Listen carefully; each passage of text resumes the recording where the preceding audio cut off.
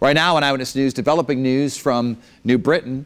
Tonight, there's major backlash over a sexist, inflammatory comment made by the city's former mayor. It's a story that just kept getting bigger and bigger as the day went on. Tim Stewart, who now works for the Chamber of Commerce, is on leave after a Facebook post during the State of the Union speech. And late this afternoon, members of the City Council condemned his remarks. Our chief Capitol reporter, Susan Raff, is live outside New Britain City Hall with more on this story. Susan. Dennis, the reaction to Tim Stewart's comments has been quick and severe. In fact, city leaders here in New Britain are saying these comments do not reflect city leadership and certainly do not reflect the people of New Britain.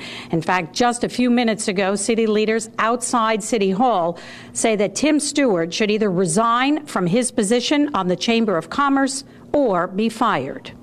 In today's environment, his insensitivity to women won't stand, and we are calling on the Chamber of Commerce to ask for his resignation or fire him.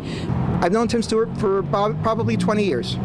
And, you know, when you look at his record, you would say, goodness, he's done, a lot of things in the community.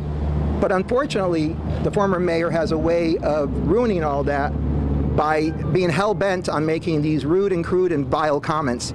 Tim Stewart has drawn a barrage of condemnation for language he used to describe a group of 50 Democratic congresswomen and senators who wore white at the president's State of the Union address Tuesday night. It was done in support of the suffragette movement, which gave women the right to vote. Stewart served 4 terms as New Britain's mayor. He currently works for the city's Chamber of Commerce. The Chamber's president says, "I could not be more disappointed in the social media post made last night by Tim Stewart. Tim's words obviously do not reflect the feelings held by the members of the Greater New Britain Chamber of Commerce, our staff, or myself."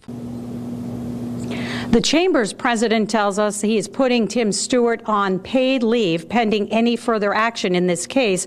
We also know late developments late this afternoon that Tim Stewart has now resigned from 2 committees that he sits on. Coming up on Eyewitness News at 6, you'll hear what the current mayor, Erin Stewart, who is Tim Stewart's daughter, what she has to say about her father's actions, plus what Tim Stewart has to say about the remarks he made on his Facebook page.